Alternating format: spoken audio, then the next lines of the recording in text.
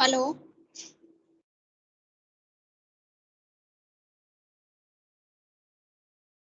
Hello. Good afternoon ma'am.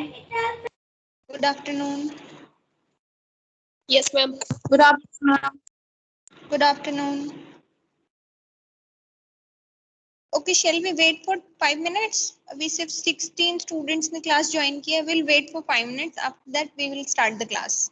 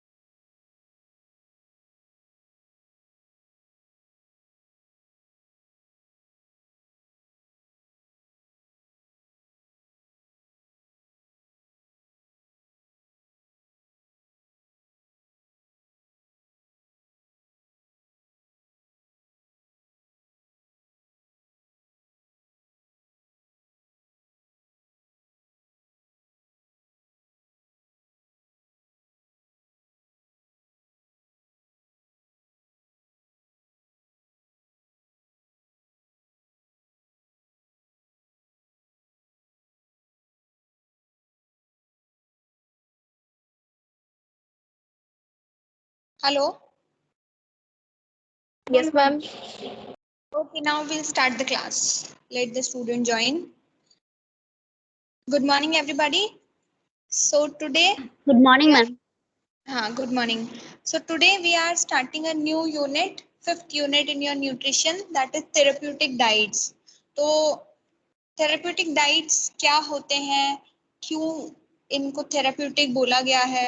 So basically diet modification जो होता है हमारे नॉर्मल लाइफ के अंदर, वो डिपेंड करता है मेडिकल कंडीशंस के ऊपर, फिर सर्जिकल कंडीशंस के ऊपर, या individuals who are having protein energy malnutrition या न्यूट्रिएंट डेफिशिएंसी है, किसी को डायबिटिक डाइट्स होते हैं, कार्डियोवास्कुलर डिजीजेस के लिए डाइट्स होते हैं, हिपैटिक डिजीजेस के लिए डाइट्स हैं. तो therapeutic diets means they are planned to maintain and restore the good nutrition in the patient who are suffering with any disease condition. Any disease condition like protein energy malnutrition हो गया, diabetes है, cardiovascular diseases है, hepatic disease है, renal disease है, gout है, irritable bowel syndrome है. There are so many disease conditions. तो based on the disease conditions, when we are planning the diet plan to maintain and restore the good nutrition in the patient, that is known as your therapeutic diets. तो basically therapeutic diets के अंदर हमारी some type of special diets आती हैं, like low sodium diet हो गया, fat free diet हो गया, डायबिटिक डाइट्स हो गए, ब्लैंड डाइट्स हो गए, हाई प्रोटीन डाइट्स हैं, लो प्रोटीन डाइट्स हैं, लो कैलोरी डाइट है, लो हाई कैलोरी डाइट है, गैस्ट्रिक डाइट्स हैं, आयरन रिच डाइट्स हैं. तो these are some kind of different therapeutic diets. तो basically what is therapeutic diet is when we are planning the diet plan according to the patient's condition to maintain or restore the good nutrition in the patient. That diet is known as your therapeutic diet. So in most of the cases, therapeutic diets are used to provide supplementation. Most of the time, therapeutic diets are used to provide supplementation for medical conditions or surgical conditions. Suppose किसी patient को कोई medical condition है like diabetes क्योंकि आज के ज़माने में, आज के टाइम में normal हो गया है. तो अगर किसी को डायबिटीज है तो उनको किस तरीके की हमने डाइट प्रोवाइड करानी है, या किसी की सर्जरी हुई है तो उसको किस तरीके की डाइट प्रोवाइड करानी है, क्योंकि हम सर्जरी के टाइम पे बहुत ज्यादा ब्लड लॉस होता है, फ्लूइड लॉस होता है, फिर एनर्जी डिप्राइव्ड हो जाती है, जिसकी वजह से हम ज्यादा सॉलिड डाइट्स नहीं दे सकते हैं. ज्यादा सॉलिड डाइट्स देने के बाद क्या होगा कि इंडिविजुअल जो पेशेंट है उसके अंदर ऑलरेडी एनर्जी का लेवल कम है, और फिर हम उसको सॉलिड डाइट प्रोवाइड कराएंगे तो वो जो बची कुची एनर्जी है वो फूड को मेटाबोलाइज करने में लग जाएगी. तो पेशेंट अपने आप को बहुत ज्यादा टायर्ड फील करेगा. तो इसीलिए हमने इजीली डाइजेस्टेबल डाइट्स प्रोवाइड करानी है. तो बेसिकली क्या है कि therapeutic diets are something or therapeutic diets are diets which we are used to provide to patients as like supplements for their medical condition or their surgical condition, or patient who are having diabetes, who are having hypertension, who are having hepatic disease conditions या renal disease conditions हैं. So the diet which we are planning to provide just like supplements or just to maintain and restore the good nutrition in the patient, that is known as therapeutic diets. Then types of therapeutic diets. तो types में क्या क्या आते हैं? Almost similar है. Nutrition for cardiovascular diseases, then nutrition for आपके renal diseases हो गया, nutrition for diabetic mellitus, nutrition for client with hypertension. तो ये आपके different type of disease condition है, and based on these disease conditions only your diet is being planned for the patient accordingly. So first आता है आपका nutrition for cardiovascular diseases.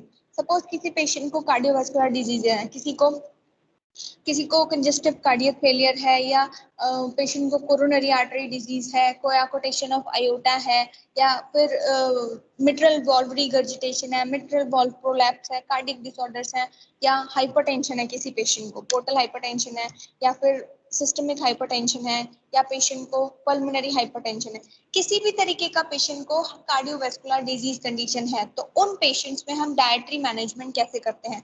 Dietary management का main objectives are to relieve strain to the heart.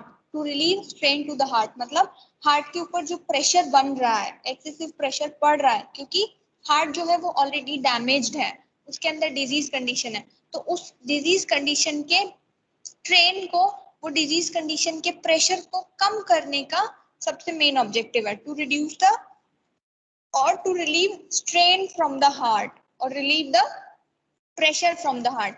Then second objective है to prevent further damage to the heart. मतलब इसका मतलब है कि ऑलरेडी जो डैमेज हो गया है वो तो हो गया है, अभी उसको सर्जरी से, उसको मेडिकेशन से हम प्रिवेंट कर रहे हैं, उसको बाकी डैमेज होने से बचा रहे हैं. फिर डाइट के अंदर भी हमारी बहुत सारी चीजें ऐसी होती हैं जो चीजों को एग्रीवेट कर सकती हैं या हमारी डिजीज कंडीशन को एग्रीवेट कर सकती हैं. तो इसीलिए we have to choose the diet which is responsible and which is accurate for patients suffering with CVD or cardiovascular diseases. So objectives, three objectives are there. One is to relieve strain from the heart, to relieve pressure from the heart. Second is to prevent further damage to the heart. बाकी आगे जो हो गया वो हो गया, आगे वो disease condition ना progress करे, इसके लिए we have to prevent the further damage to the heart. Then next is third objective is to restore the damaged heart. मतलब जो हार्ट डैमेज हो गया है, जो डिजीज कंडीशन हो गई है, now we have to restore the normal function.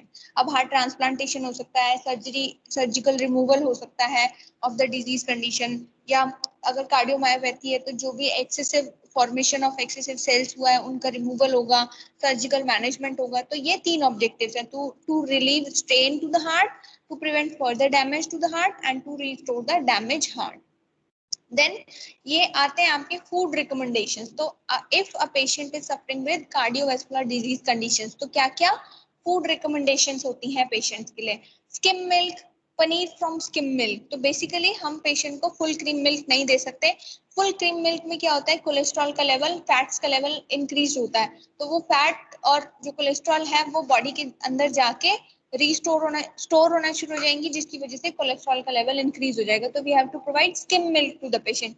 Then cereal and pulses we have to provide, whole grains we have to provide, all type of vegetables we have to provide, all type of fruits we have to provide. Then high fiber and soluble fiber like oatmeal, pectin, gums, these things we have to provide. Means the diet which we have to provide to the patient has to have high fiber and easily digestible, ताकि body, हमारी body क्या काम करती है, जब हम खाना खाते हैं, जो जिस भी टाइप का फूड हम इनटेक करते हैं, तो बॉडी की एनर्जी उस फूड को मेटाबोलाइज करने में लग जाती है.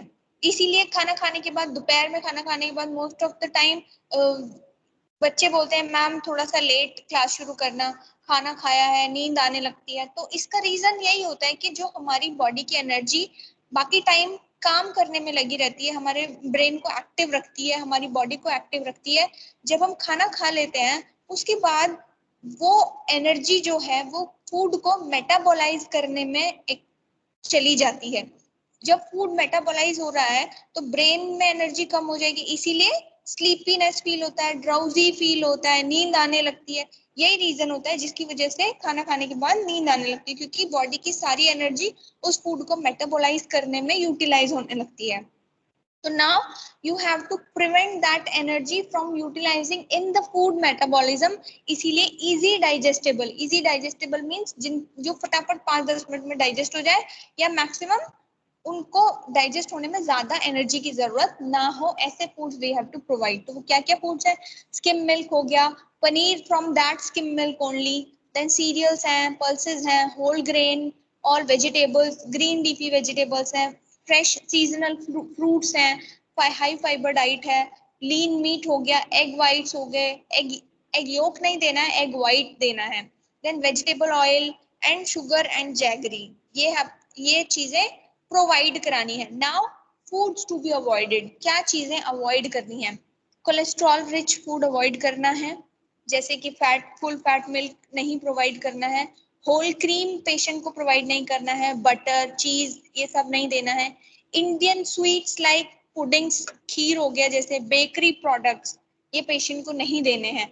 स्पेशली इंडियन स्वीट्स क्यों मना किया जाता है? क्योंकि इंडियन स्वीट्स जो होते हैं वो बहुत ज्यादा उनके अंदर बहुत ज्यादा फैट होता है, वो प्रॉपर खोया से बनाई जाती हैं, या वो एक्चुअली एडल्ट्रेटेड भी होती हैं, बट फिर भी उनके अंदर कोलेस्ट्रॉल का लेवल हाई होता है। इसीलिए हम मैक्सिमम टाइम पेशेंट्स को बोलते हैं कि स्वीट्स अवॉइड करना है, कोलेस्ट्रॉल रिच फूड्स अवॉइड करना है, देन एग योक अवॉइड करना है, ऑर्गन मीट अवॉइड करना है, नट्स अवॉइड करने हैं, ऑयल सीड्स अवॉइड करने हैं, fried food and alcohol. These are the foods which a patient has to avoid. तो basically now you know कि अगर कोई आपके घर में या आपके रिलेटिव्स या आपके आसपास हॉस्पिटल्स में कोई भी कार्डियोवैस्कुलर डिजीजेस के पेशेंट्स हैं, तो उनको क्या क्या चीजें प्रोवाइड करनी है? Skim milk, paneer from that skim milk only, cereals and pulses, whole grain, vegetables, fruits, high fibre diet, lean meat provide करना है, एग वाइट्स प्रोवाइड करने हैं, एंड वेजिटेबल ऑयल, ये प्रोवाइड कराना है। Then foods which you have to avoid to the patient is cholesterol rich food, whole cream, butter, cream cheese, Indian sweets, organ meat, egg yolk, nuts, fried food and alcohol, ये सब चीजें avoid करनी है। Now comes to the nutrition for chronic renal failure. तो ये था आपका cardiovascular का जो हमने अभी पढ़ा है। अब आते हैं हम क्रॉनिक रीनल फेलियर अगर किसी पेशेंट को है तो उनको क्या क्या चीजें अवॉइड करनी है। वो पेशेंट को क्या क्या चीजें अवॉइड करनी है? First of all extra milk और milk products, that is full fat milk avoid करना है एंड मिल्क प्रोडक्ट्स अवॉइड करने हैं। इन रीनल पेशेंट्स, अगर किसी को रीनल डिसऑर्डर्स हैं तो उनको फुल फैट मिल्क नहीं देना है, मिल्क प्रोडक्ट्स नहीं देने हैं, मीट प्रोवाइड नहीं करना है, पोल्ट्री फिश प्रोवाइड नहीं करना है, ड्राई फ्रूट्स नहीं प्रोवाइड करने। ड्राई फ्रूट्स अवॉइड करने का रीजन क्या है? यहाँ पर ड्राई फ्रूट्स अवॉइड करने का रीजन ये है दैट ड्राई फ्रूट्स के अंदर हमारे बहुत सारे विटामिन होते हैं, फिर उनके अंदर माइक्रो न्यूट्रिएंट्स होते हैं। माइक्रो न्यूट्रिएंट्स जो आपके मिनरल्स है, लाइक कैल्शियम हो गया, फास्फोरस हो गया, जिंक हो गया, पोटेशियम हो गया, सोडियम हो गया, ये सब हमारे मिनरल्स होते हैं। तो जो हमारे नट्स होते हैं, नट्स, ड्राई फ्रूट्स, नट्स और सीड्स होते हैं, उनके अंदर बहुत ज्यादा मिनरल अमाउंट में होते हैं, मिनरल्स बहुत ज्यादा होते हैं। तो रीनल फेलियर के पेशेंट्स को हम नट्स या फिर सीड्स इसीलिए अवॉइड करते हैं क्योंकि पेशेंट ऑलरेडी बॉडी से मिनरल्स को बाहर नहीं निकाल पा रहे हैं। रीनल फेलियर में क्या हो रहा है ना कि रीनल फेलियर की वजह से patient won't be able to excrete out the urine and patient won't be able to excrete out the byproducts of the disease conditions और byproducts of the metabolism. जो भी body के अंदर metabolism हो रहा है उसके जो एक्स्ट्रा वेस्ट बचता है उसको बाहर नहीं निकाल पा रहा है। नाउ अगर आप पेशेंट को नट्स प्रोवाइड करोगे या और भी ज्यादा पेशेंट को आप मिनरल्स प्रोवाइड करोगे तो वो मिनरल्स बॉडी में एक्यूमुलेट होने लगेंगे, वो इकट्ठा होने लगेंगे, और जब वो इकट्ठे होने लगेंगे तो उनका ऑल्टरनेटिव इफेक्ट आपके बॉडी के बाकी सिस्टम्स के ऊपर पड़ेगा। तो इसीलिए we have to avoid dry fruits and nuts to the patient. Then extra pulses we don't have to provide to patient. Cereals, legumes, peas and beans, ये इसीलिए अवॉइड किए जाते हैं क्योंकि इनके अंदर मिनरल्स का क्वांटिटी ज्यादा होती है. Then cakes, bakery products and biscuits have to avoid. Then squash has to avoid. Your cold drink has to avoid. Fruits and fruit juices like lemon, mango, lime, plums, these all things has to avoid in only renal patients. तो अभी difference क्या है? Cardiovascular patient अगर है, किसी को cardiac disorder है, तो उनको basically most of the time green leafy vegetables and all the vegetables, all the fruits has to provide. But in renal patients, क्योंकि renal patients में क्या है कि पेशेंट का जो एक्सेसिव अमाउंट है, एक्सेसिव वाटर कंटेंट है, वो बाहर नहीं जा रहा है.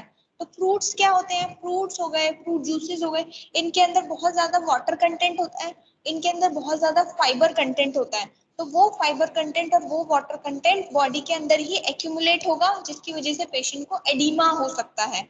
इसीलिए फ्रूट्स, फ्रूट जूसेस ये सब अवॉइड करने हैं. तो क्या क्या चीजें पेशेंट को अवॉइड करनी है?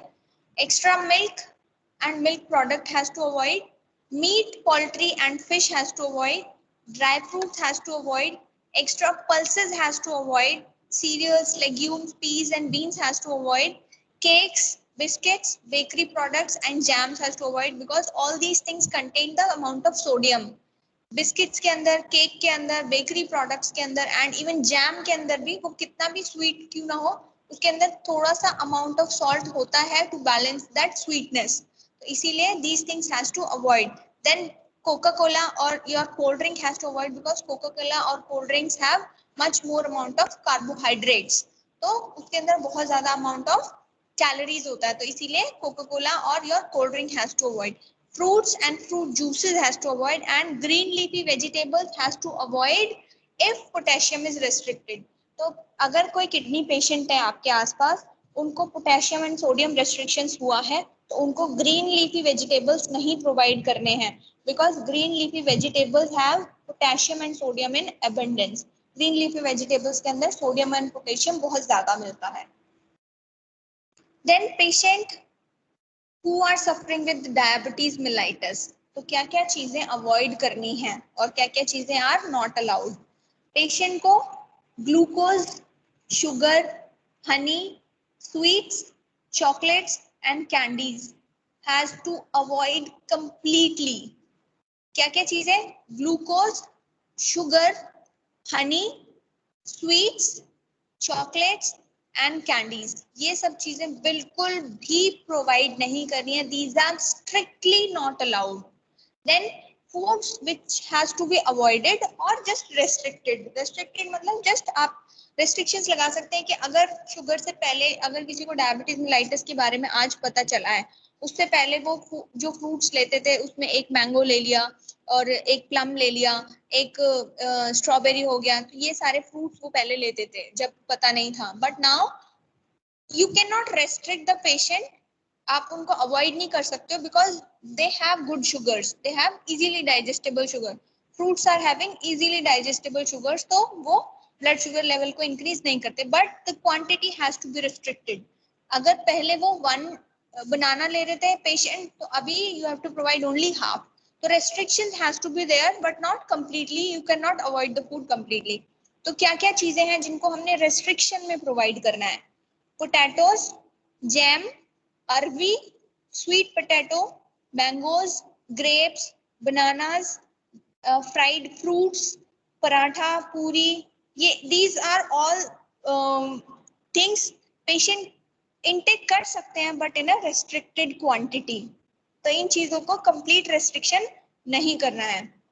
Then foods to be used very freely, जिनको हम बिल्कुल बिना सोचे समझे इजीली खा सकते हैं. if a person is suffering with diabetes mellitus are green leafy vegetables, tomatoes, cucumber, lemon, soup, black coffee and tea without sugar, buttermilk and pickles. ये सारी चीजें एक पेशेंट ले सकता है. नाउ डायबिटीज मेलाइटिस की जो डाइट है वो 3 कंडीशंस में डिवाइड की है. Foods which are not allowed at all, foods which has to be little avoided and restricted in restricted quantities. Then third आता है आपका foods which can be used very freely. तो क्या क्या चीजें नॉट अलाउड है, एग्जैक्ट नॉट अलाउड है? Glucose, sugar, Honey, sweets, chocolates and candies. These things has to be avoided completely. Then foods to be avoided or restricted. Restricted quantity में potatoes, jam, arvi, sweet potato, mangoes, grapes, bananas, beverages, fried fruits, parathas, dal and all saturated oils. ले सकते हैं but in restricted quantity. And foods to be used very freely are green leafy vegetables, tomatoes, cucumber, lemon, soup, black coffee and tea without sugar and buttermilk. ये सब चीजें patient बहुत easily include कर सकते हैं अपने डाइट में. Okay, so this is your therapeutic diet. इसके बाद now what you have to do is, ये तो आपके बेसिकली डाइट हो गए कि डायबिटीज वाले पेशेंट को क्या दे सकते हैं, फिर हाइपरटेंसिव पेशेंट को क्या दे सकते हैं, फिर उसके बाद में आप अगर किसी पेशेंट को फीवर है तो उसको क्या देंगे. तो ये होता है आपका therapeutic diet. Now you have to make an assignment on low sodium diet. आपने एक असाइनमेंट बनाना है लो सोडियम डाइट का, और वो आपको आज शाम को 4:30 तक सबमिट करना है. ठीक है. और जैसे आप डाइट बनाओगे उसमें आपने पूरा मेन्यू प्लान लिखना है. जैसे मैंने आपको बताया है कि किस तरीके से आपने प्लान लिखना है, किस तरीके से आपने वो असाइनमेंट प्रिपेयर करना है. तो ये आप लो सोडियम डाइट का एक असाइनमेंट बनाओगे और आपने लिखना है कि लो सोडियम डाइट किस किस को प्रोवाइड करेंगे, किस किस को प्रोवाइड नहीं करेंगे. तो बेसिकली इंडिकेशंस एंड कॉन्ट्राइंडिकेशंस. ठीक है. तो ये हो गया आपका थेरेप्यूटिक डाइट. नेक्स्ट क्लास में we will be dealing with special diets और factors affecting your diet acceptance. ठीक है. तो ये हम नेक्स्ट क्लास में पढ़ेंगे. Okay. Okay ma'am. Okay. Now मैं क्लास में ही हूँ अभी. अगर किसी को कोई पूछना हो, कुछ डिस्कस करना हो, आप पूछ सकते हो. आपकी अटेंडेंस हो गई है. ठीक है. Okay ma'am.